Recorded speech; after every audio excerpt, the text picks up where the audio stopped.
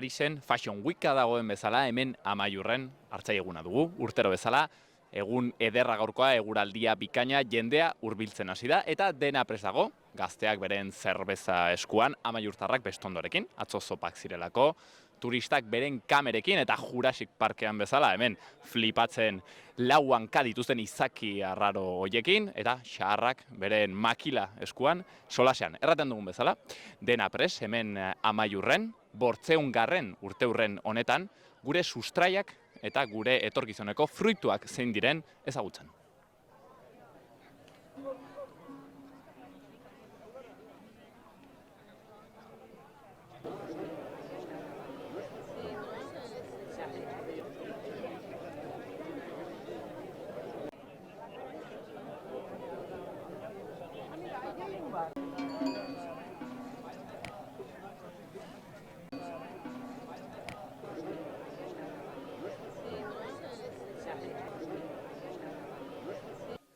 Eta Amaiurren ez dire bakarrik hartzaizakurrak, aurten ere 18. ardi lehiaketa dugu, 2 sekzio nagusitan. Bereizia, buru beltzak eta buru gorriak, hemen daude. Aurpegi beltza duten ardiak eta berriz aurpegi gorrikoak. Eta ikusten duzuenez, han ere bai, epaileak beren begirada zorrotzarekin aztertzen, zein diren, ardi hoberenak, itxura onenekoak, sanuenak, interesgarrienak, eta ikusiko dugu, sari andana bat badire, 65, 60, 50 eta 100 eurokoak sekzioko, beraz sari andana bat, eta aztertuko dugu, ea zein den ardi on bat. Zuek jakingo zenuten, erraten zer den ardi on bat?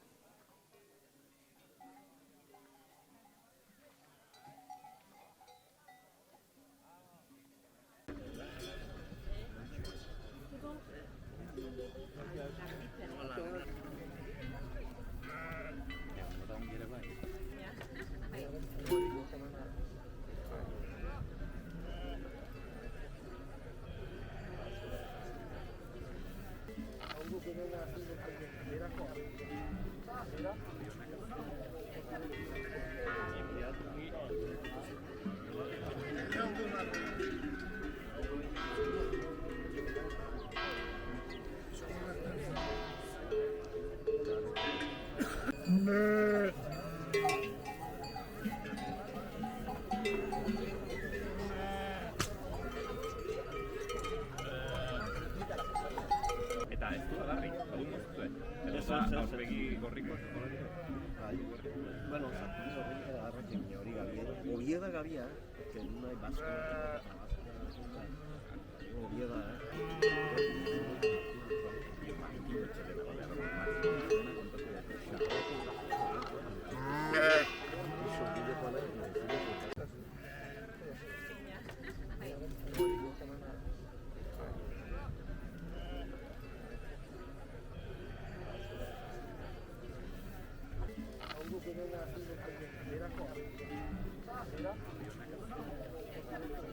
Maite Lasarte harpatuko dugu hemen, molestatzera etorri gara.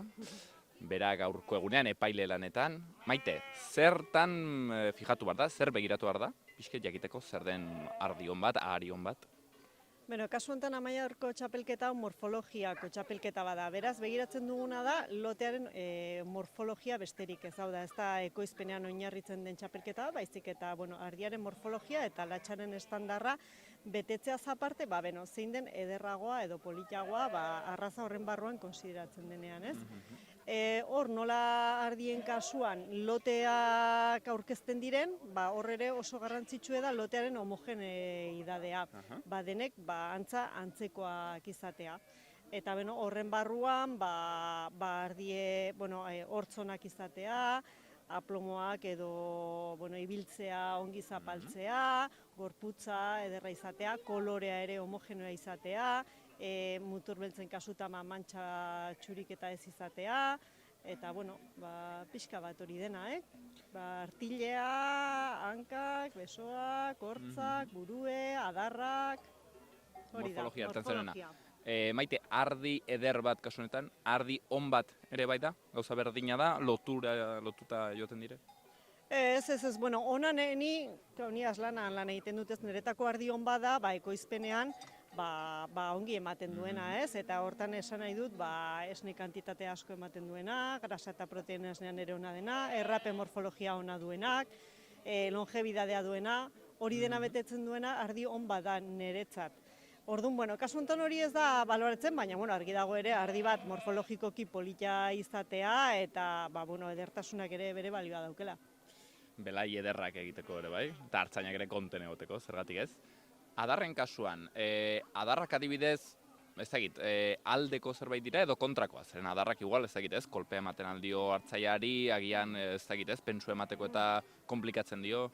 Ez, gure muturbeltza, Nafarroko muturbeltza adardune da, bai aritan eta bai ardietan. Ordun hori muturbeltzetan noski emeek ardiek adarra behar dituzte. Muturgorritan behintzet, hobeto da adarrik ez izatea, izatekotan izaten dituzte alako adar txiki batzuk, eta horre emeetan hobeto da adarrik ez izatea. Erran digute, muturgorrien kasuan kolore gorrixka pixkat izatea artilean eta ez erabat xuria, ederragoa dela, hala da, Maite? Bai, azkenen ez desaten zaio mutur gorrie, ez da mutur txurie. Eta bai, gorritasun hori polite da, bai, kasu hortan. Maite, ikusiko zaitugu orain, ea nola aztertzen duzun, beraz uzten zaitugu, eta ea ze garaipen eta ze irabazi dauden gaurkoan. Mila esker hondit. Eskerrik asko zuei.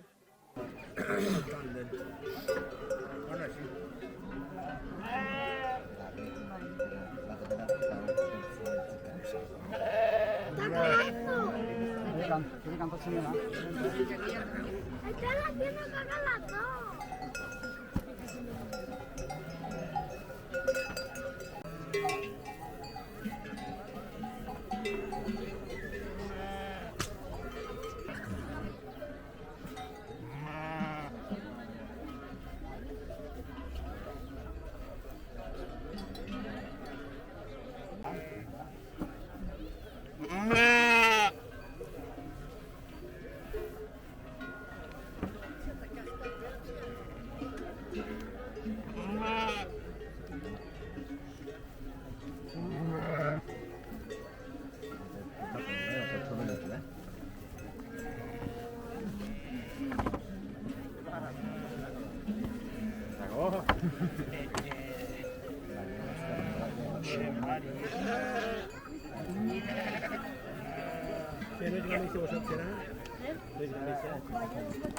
Más minutos.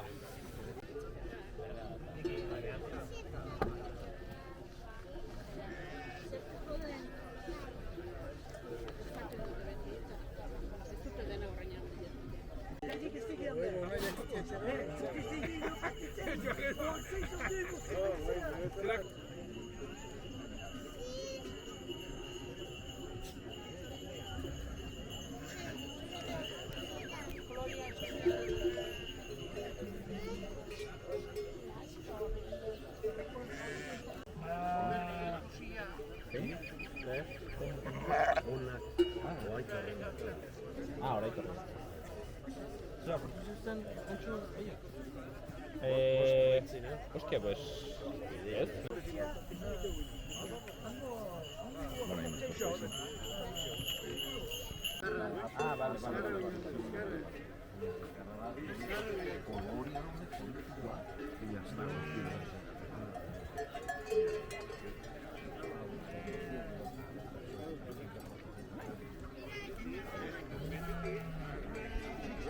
Bueno, Martin Michelena sumildarrak eman dizkigu aholku batzuk ulertzeko zer den ardion bat, guk ez baitugu deus ere ulertzen. Eta erraten zuen horko ahari hori, itxura honeko aharia dela, ez erabat xuria, hauek aurpegi gorrixkakoak dire, buru gorriak, eta hori ez omen da erabat xuria, eta kolore politxena hoi omen da, hauek igual xurixkagoak dire, eta, bueno, ez omen da hain edarra ez. Horre ere badugu ari bat, pixket igual txartuago erraten zuen, eta ahari hori Martinek errandiku bereziki ederra dela, aurpegi honekoa, sendoa, eta, bueno, horre balio izaten alduela 300 bat euro edo erraten zigun, eta gainera guna adarrik ez duelako, eta gero pentsua emateko, eta gauzoiek eskertzen dela, zenen bertzenaz, igual adarrak trabatzen direlan eta hemen, eta beraz hori, guri erakusten, urbanita erakusten, zer den ardi on bat.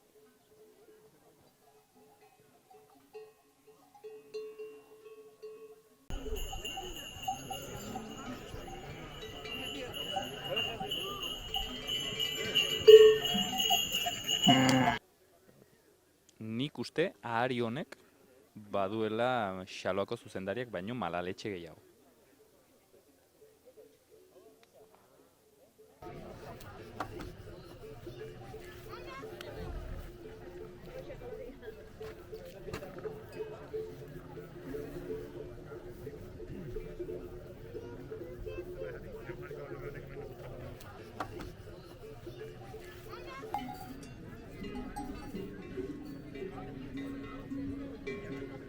Zaldi eta Behorren kasuan, 80 buru inguru ekarri dituzte, Breton, Urgete eta Komtois arrazetan, eta, ikusten duzuenez, Zaldi eta Behor ederrak benetan.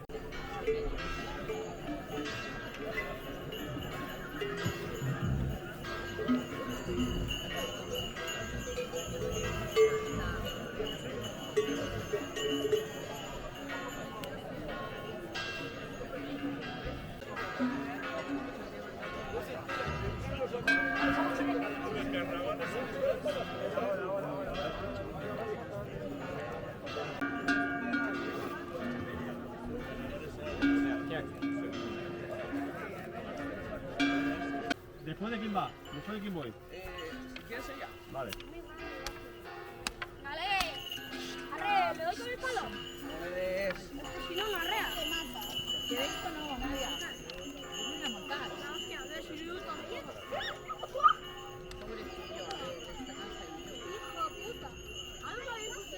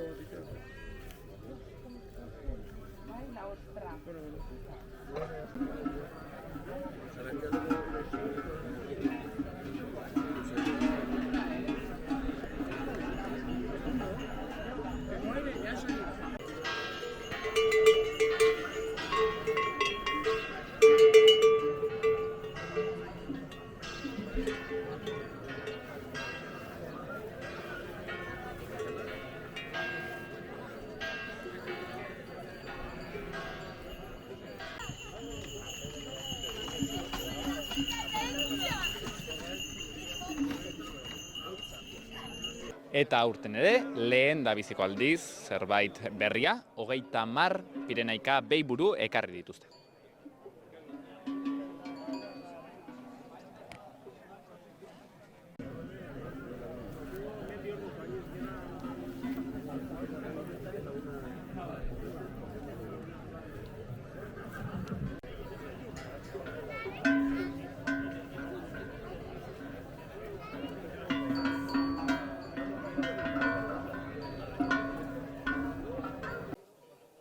Eta Álvaro Garderekin gaude. Álvaro, gaurkoan libre duzu, ez? Ez duzu azindarikarri, gaur kustera.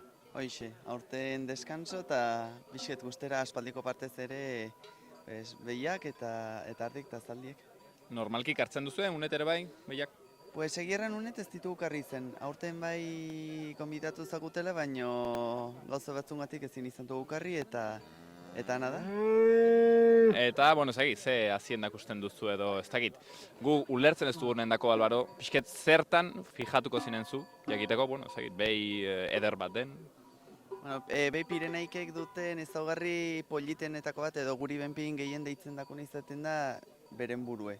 Oda, adarrak hueltan izatea, hoi ez da errexi izeten, gaina biek forma igualak izatea, norabide igualak. Bai, kiribil horiek, hemen ikusten dire baduela buelta bat eta gero bertze bat. Hoi da, perfekzio. Perfekzio edo bai, buru arrasonekoa. Horrek ere bai bi bueltatu, eta saiatzen gara olakoak izatea. Gero adar punte izen dezala karamelo koloreko edo benpinez daiela beltza izen, behi Pirenaiketan begi inguruek xurie, mutur inguru hau ere xurie, gero belarrietan eta puztenetan hile beltzik ez izate horrek arraza burua dela adierazten dut, eta gero azazkalak ere bai horiek izan ditzatela. Ez zaiek usten, belaitik heldu dire eta ez daude garritu, baina usten da fondoan azazkal horiek direla orduen. Bai, eta gero izan dezatela hankak alik eta motxenak hemengo inguruetara hobeki egokitzeko ezaugarrengatik, eta gero ja volumen egon daiela kajan, edo hemendik hasi eta gainera. Hor volumena, beraz, hanka sobera handiek ere ez da zerbait eder. Alik eta hanka motxena. Hanka arron txarrak batu, ez? Hoixe. Bai, gehienak hanka motxeko dire, eta oken lehenko nagusiek ertentzena, Bibi Juan Miguel zenak beti ertentzen.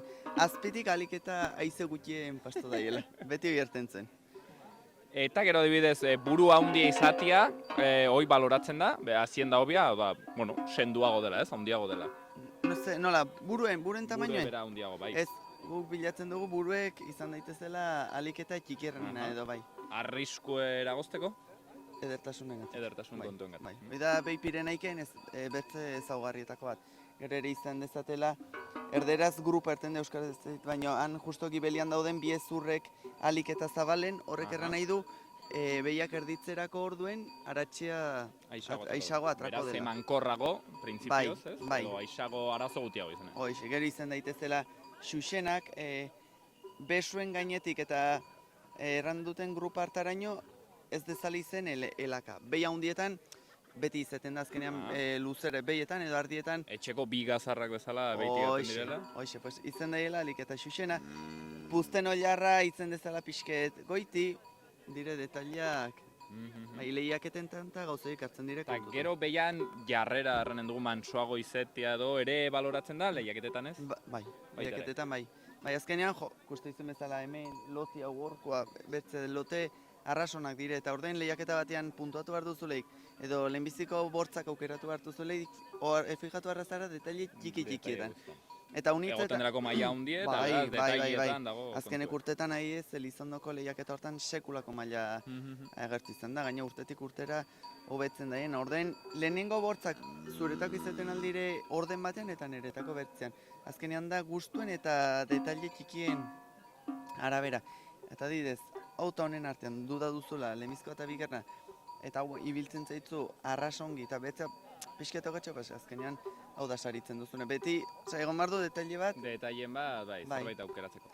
Gari Albaro, gari zerbait aldatzen du, hori da komplemento bat bertzei gabe, ez? Ez da deus baloratzen edo hortik. Ez, da, baina, behia bestitzen du pile bat. Behia bestitzen du pile bat. Hemengo, hau, nola den galona edo erten diogun, hoi resaltatzen du gehiago garia dagoelek eta bestitzen du. Albaro, behi Pirenaikoari orai forma eta pixketatzen duta, ez dakit, zergatik da garrantzitsuela hitz gutxitan behi Pirenaikoa berreskuratzea eta gure baserrietan erabiltzea arrazago? Alde batetik, guria delako eta urteetan jenda unitzek arraza honekin lan induelako eta ez dakit, beraiengatik eta guria delako. Eta bertzetik, gure inguruetara arrasongi egokitutako behi bat delako. Baina baitu ezaugarri positiboak erditzerako orduen, baitare inden lan azken urte hauetan genetikan eta gauzoietan aintzineratu eta erditzerako orduen eta kriston errezitasuna. Eta belaian erditzen dire, guri adidez aurten gehiena belaian erditzezkigu beren gise. Arazoi gabe bai. Ege da, makur heldu balimede edo gibelke heldu balimeda ja hor, izen Pirenaik edo izan txarolesa, hor arazoa dago, baina normalen xuxen heldu balimeda, bai. Eta gero suseldu ere bai, nahiko agudo egiten dire.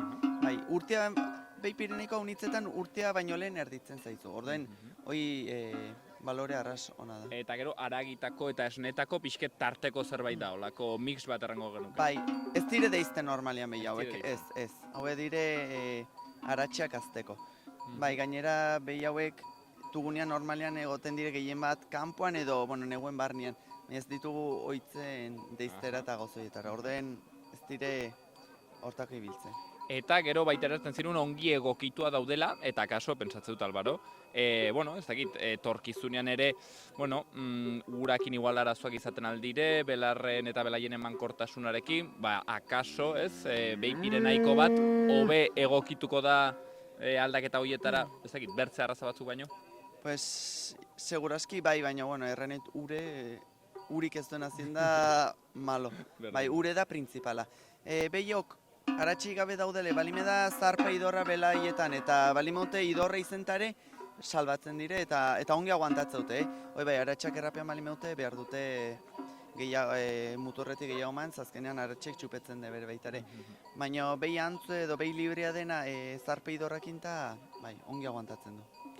Bueno, Albaro Garder genuen bezala, mil esker handitz, zure jakintza guzionengatik, beti eskertzen da gainera gazte bat ikustea hontan ere jakitun, eta ikusten duzen bezala zenbat dagoen, zenbat detaile, zenbat ezagutza kantitate, ziendaren munduan, handitzetan pixket ignoratzen duguna edo alboratzen dugun mundu hori, eta aski mundu sakona, ederra, zabala. Arras, eta gaina hemen berian dugun, eta handitzetan, eta eskoleta ikasit ere desbaloratu izan dire nekazariek eta beltzainak pile bat, eta beti izan da komentarioa. Zik esi behizut, ez bali meduzu unibertsitateko ikasketa bat iten, edo, orain menpin lanbide ziketakin lotu egon zerbait, beti erten datzute, baina nola inbehizu, edo nola ez duzu ikesi bat, ostras, eske zinezkoa da denak irakasleak edo denak ingenieriek izatea, behartugu, nekazariek behartugu abeltzainak, eta gainera guri hau, hola mantentzeko, ezin bertzekoa da, hortaz da hain polietetain erakargarri.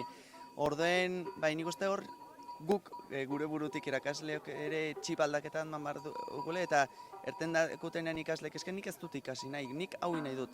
Zoriondu hartu gule, hau da, zoriondu ez desbaloratu, zoriondu, eta animatu...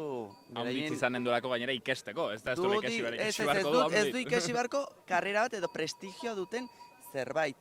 Baina bai hor nik, eta hausnarketa hau behin baino gehiagotan lankidiekin izan du, lagunekin, eta bai hor amarra dugu irakasle kasi behar dugu txip aldaketa egiten, ze kusteut batzutan ere, erraniot, beti bultzatzen dugule ikasleak unibertsitateko ikasketetara, eta ez animatu hartu gule mundu hontan segitzera ere bai, ezin bertzeko hartugu lanbide hauek. Hoxen, baserria, unibertsitate honena, Albaro Garde, mil esker handitz. Esker mil ezei.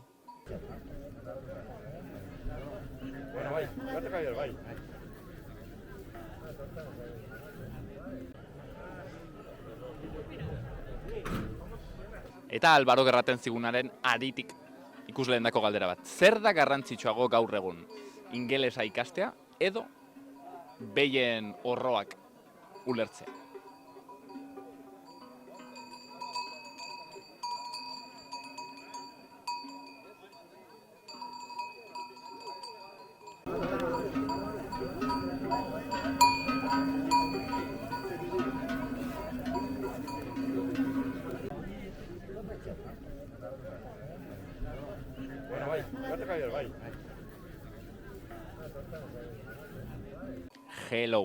Hello, you are a beautiful cow.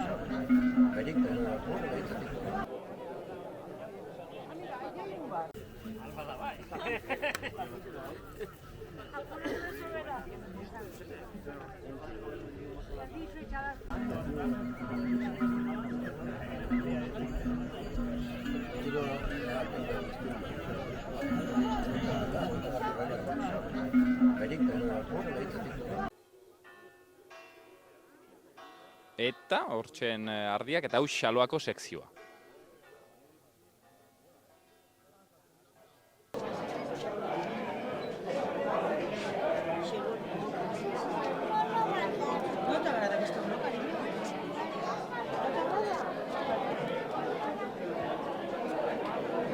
Eta, bueno, gaurko izarretako batekin gaude behintzat, erantzuleetako batekin, arduraduenetako batekin, Koldo Goienetxerekin, egunon, Koldo? Egunon, bai, egunon.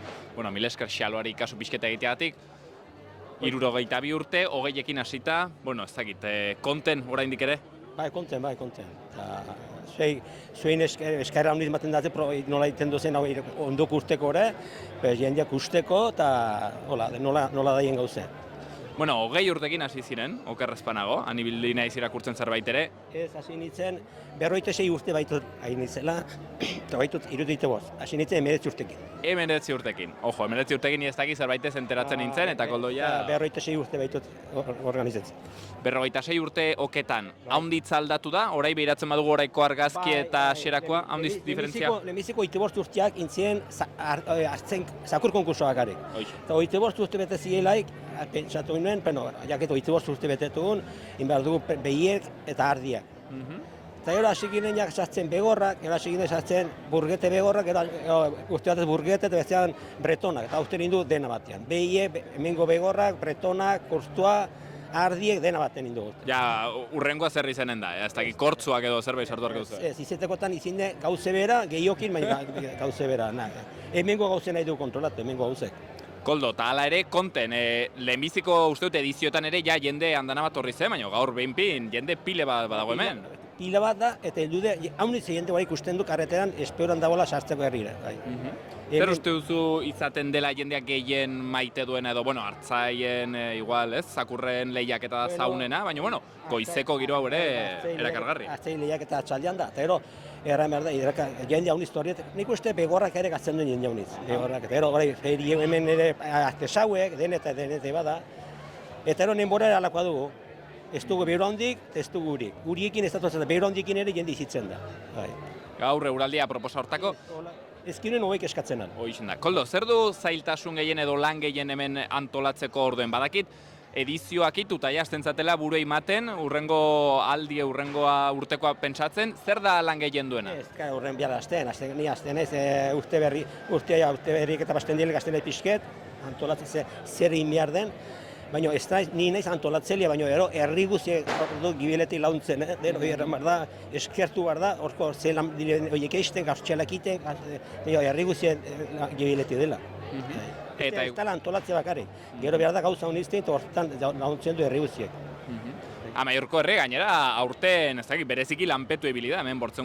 urte hurrenakin gauze pile bat, eta hala ere unten ere laguntzeko pres, badu meritu Amaiurko herri? Hortuen manuen beldur pixkat, beldur izigerien nuen ja aspertu zela jende intu gauzela naunez, kesi bide batzu, parrile batzu patu, gero hor bestuietan beti, eta beldurren itzen aspertiko zela gaunteko nio, ez da aspertu, segitu du.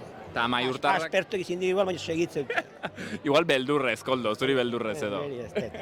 Koldo, eta gaur ez daude bestondokin Amaiurtarrak, atzo egun handi izeten da? Bueno, batzu bai, nien... Gazte gut ikusten dut hemen, goizia medere. Nien ez ahertzen, ni goizetan goiziak gaur bera, seit dietako deitu datea heldu ziela batzuk, eta oseak ez naiz atratzen batre.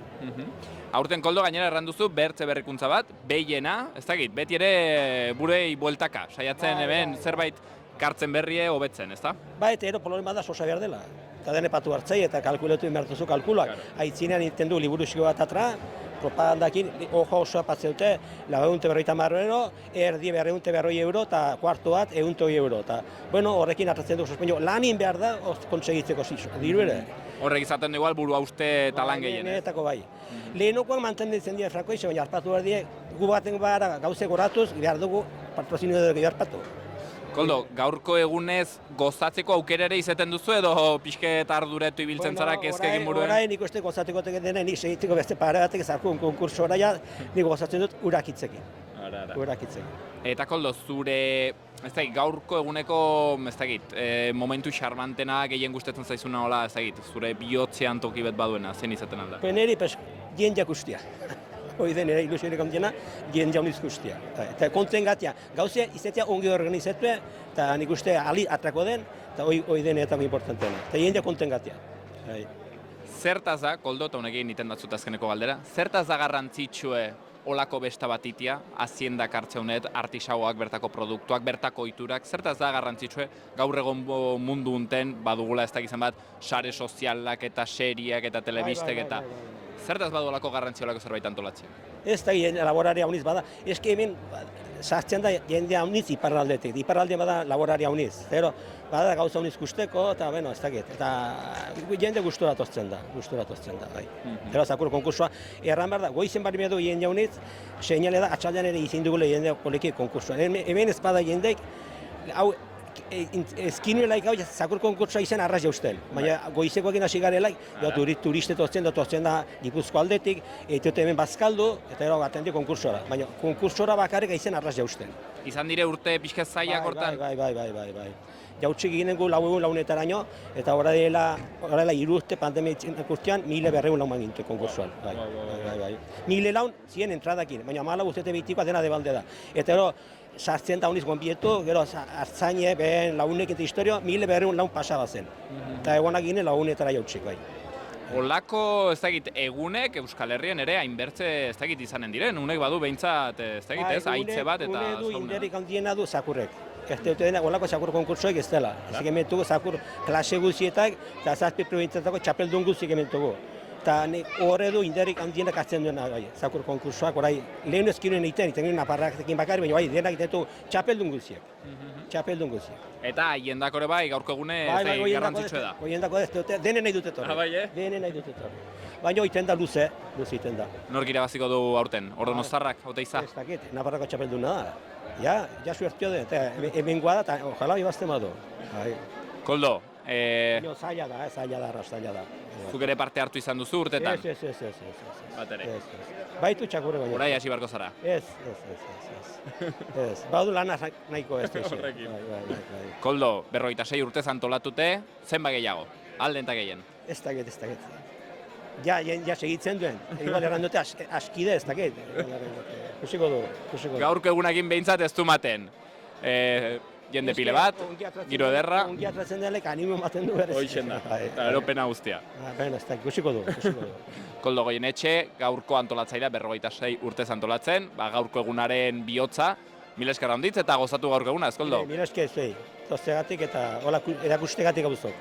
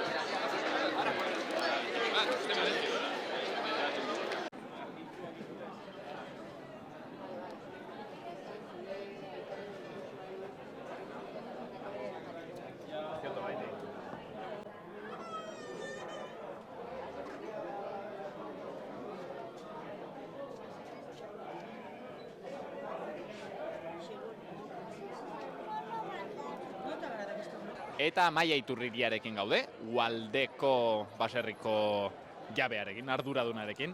Bona, Maia, ze produktu ekarri dituzue gaurkoan? Bueno, gaurkoan hemen dugu gure ardi gazna eta bildotxa txilindronian. Ardi gazna aspalditik egiten duzuen zerbait da, orai dela gutxi hasi zate? Aurten hasi gara saltzen eta uda guzie bilki gara plazetan barna, eta bueno, konten, jendei gustatzen nahi zaio, eta gero bildotxa ere bai aurten hasi gara egiten. Konta iguzu pixket bildotx txilindron honetaz, zer da produktu hau, Amaia? Hau dugu bildotxa txilindronian aldudetar gisara patu dugu izena. Gu gure bildotxak eramaten dugu aldudeko nekazal kooperatibara, eta han prestatzen dute, saltzen alizateko hola behar baite bere registroekin ta. Eta da bildotxa puxka txikietan zatitue, eta gero badu piperra eta tipulakin inako salsa batean, pikante puntu batekin. bildotxa aprobetxatzeko bertze gise bat, bertze modu bat, igual ez delako hain erreixa ere bildotxa merkaturatzea, ezta? Bai, hoi da, eta gero, claro, haragiez gordine saltzeko ere azkenean egunean berean saldu barra duzu. Eta hola botetan berriz, pues, ja prest dago jateko, eta hau hemen plazan ere jartzen aldugu, eta jendeak eraman etxera eraman, eta berotu eta listo, prest dago. Nolabait ere fast food, ez? Janari azkarra, baino bastandarra, bueno, bastandarra eta aldudekoa, bertakoa, fast food, eta ona, ekologikoa gainera, naiz eta ez den erabat ekologikoa, ez? Badu piperra do hori ez da. Bueno, haragie bai da ekologikoa da, gure etxaldeko haragie da, gure baserrikoa, baina gero bertze produktuak ez dire ekologikoak, zigiluik ez du ez. Semi-ekologikoa, produktu errera, bueno, baduzue, badakizue, hori probatzeko, dastatzeko aukera, hemen Ualdeko, baserriko postuan. Mila esker hau Amaia. Aizuei.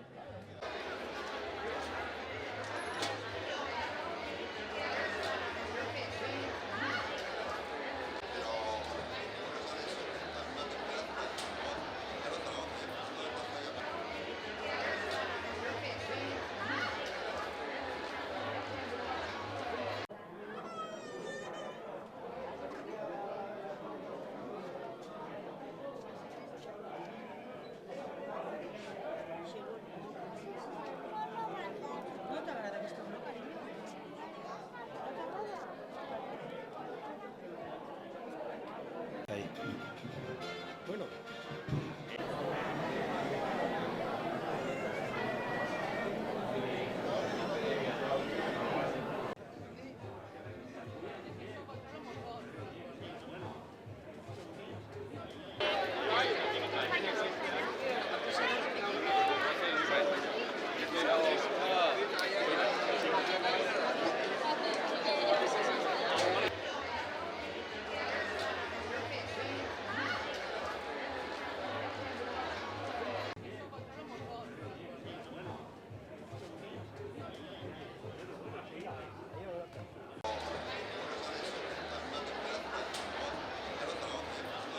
Eta Antxon Arrisperekin gaude, gaurko artisau azokan ere bere postua duena. Egunon, Antxon? Egunon.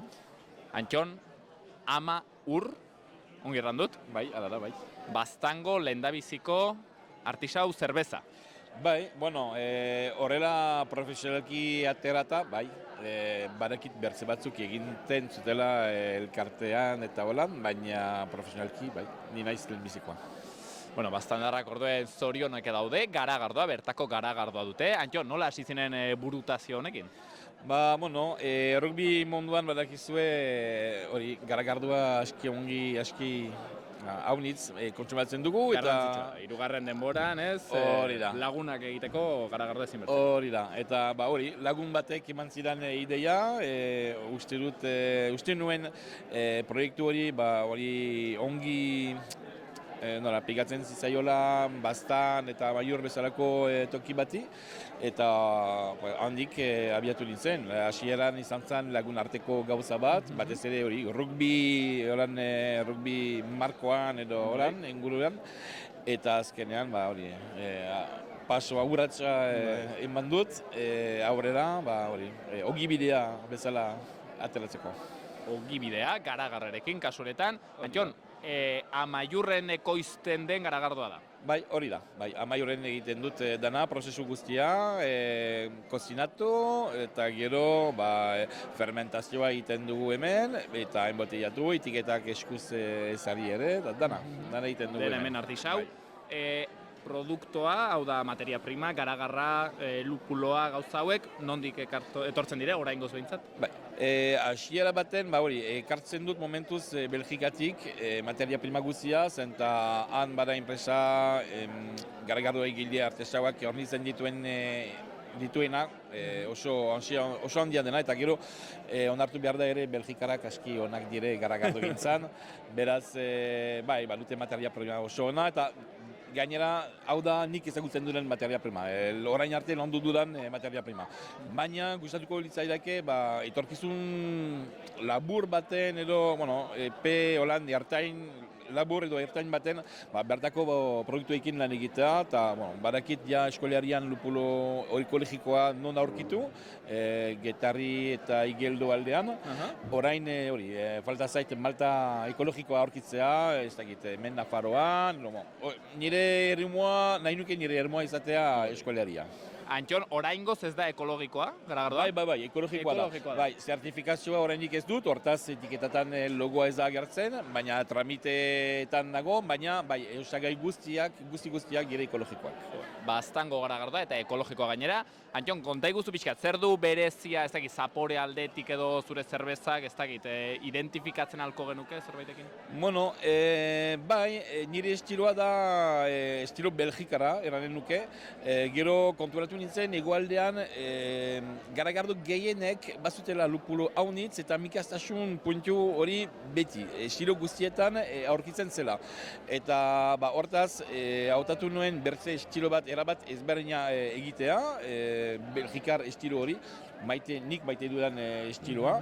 Orduen dire Garagardo suabeagoak, ez dute mikastasun hain bertzeko, batzutan ez bat ere, eta gero potenteak, gorputzarekin, eta horan, sendo. Hori da, ez da iturritik etortzen den agua txirri bat, baizik eta zerbeza ona. Hori da. Konta iguzu bat Jon Bisket, zer badugu adibidez hemen, ikusten dut, Gorramendi, Belgian, Dabel, zer da Bisket ezagutzen ez dugunen dako? Gorramendi berez da, sortu dudan tosta da, oso gozoa da, baina badu arriskutsu Bisket, zenta 7 gradu terdi du, beraz, aixe sartzen da, baina neurri barnean. Gehiegi sartzen baduzu, gero ere ateratzen da. Hori da, izan alda, pastu alda, bai. Tostada beraz, hemen... Hemen badugu bertze Garagardo bat, hau da rubia bat, belgikar estilokoa ere, oso sendoa, gorputzarekin, eta mikastasun oso gutxi. Betiko argia. I parla English IPA? IPA, bai, hori da Garagardo IPA estilokoa, IPA India Pale Ale izenetik dator, eta etortzen da estilo hori Inglaterrak Indian zituen kolonia garaitik.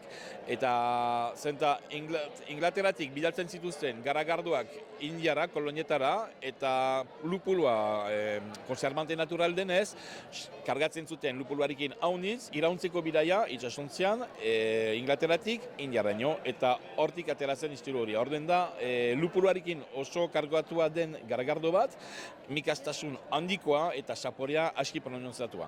Normalki fruto zaporeak edo zitriko zaporeak ekartzen du. Albaka zapore ere izaten du noiz behinka? Ez. Nik orden hartu dut, IPA arraro bat hartu dut nik noiz baitere. Izan alda, nire kasuan horrelako gauzik ez du. Eta azkenik, hauza, wheat beer. Hori da, wheat beer hau da garriarekin egindako Garagardo bat. Berez, erdi garagarrarekin. Honek du gorputz oso gutxi, oso hor harina da, gorputz aldetik eta alkohol aldetik ere, 5 gradu ditu. Eta hau da, Belgikan edo Frantziako iparaldean eraten duten udako Garagardoa bezala. Oso harina denez eta perfumatua dagoenez, naranja azalakin eta zilantroarekin, martorriarekin, ikusi nuen iztegian horrela eraten dela. Aldatzen zaio zaporea, eta berze zapore bat da, eta egarriak entzeko, da ongi etortzen da bero handiekin. Bero olatuendako aproposatera duzun marka, ez? Hori da. Marketing enpresa gizona, Antxon ere bai. Bueno, zen gara zertxo bat egiten.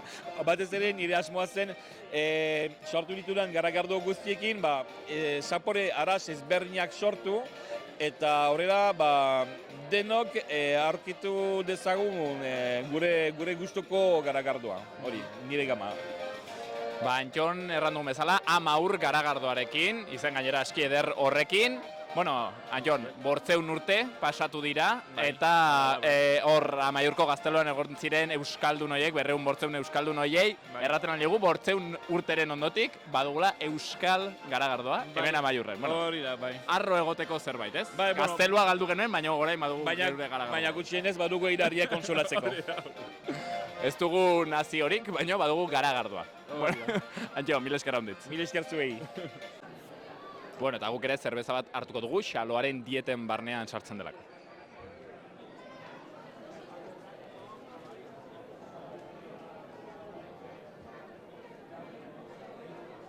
barnea?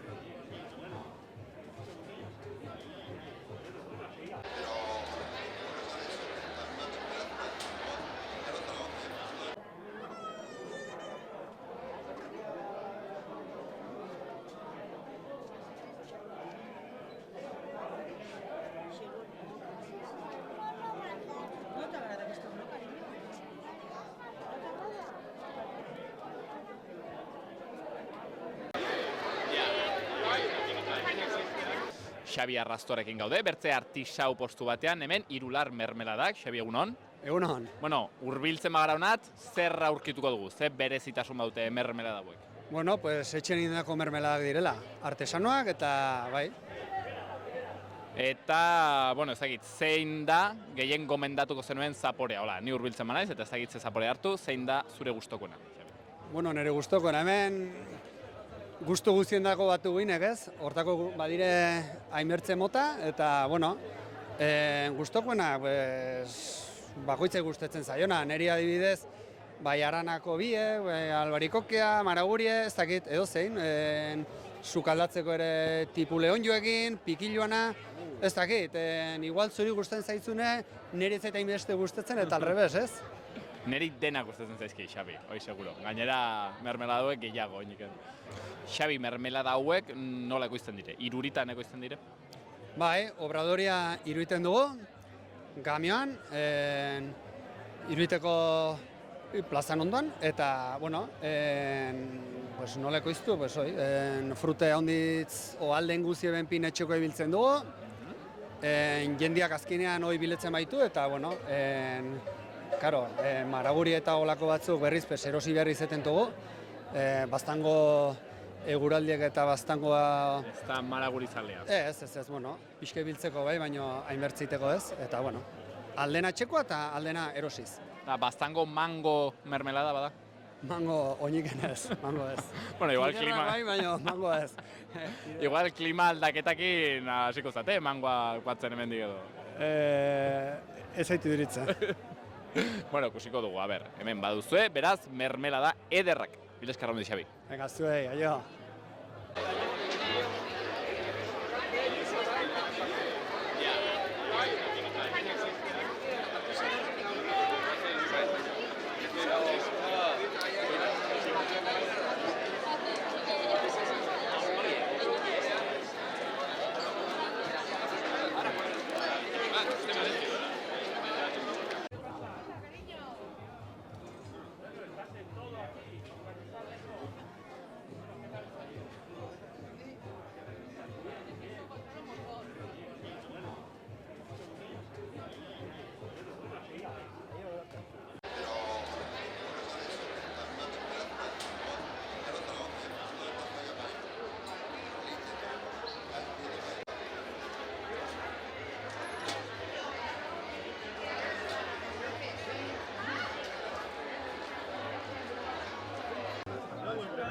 Eta Unai Bilakortarekin gaude, Arabi markaren sortzaileetako batekin. Bueno, Unai, zer da marka berri hau, zer da Arabi?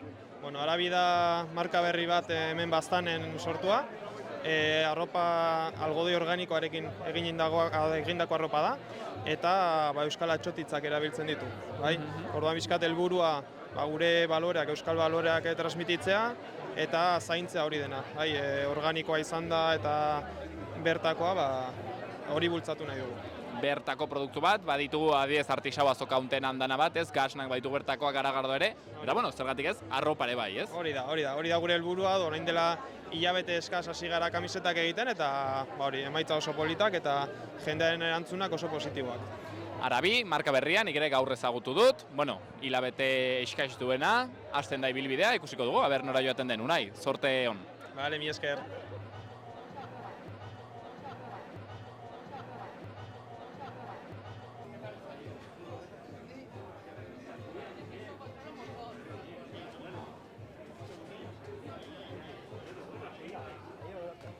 Bueno, hau izan da dena gaurkoz, gure partetik, ikusten duzue, egun bikaina, egun ederratera da, jende pile bat, edizio borobila, aurtengoa ere bai. Ikusten duzue, 800 urte pasa dira, eta badugu gure garagardoa, hemen, Baztanen, badugu gure hazienda, baditugu gure euskaldunak. Arro egotekoa, ni ez naiz baztandarra, baino ze ederra den Baztan.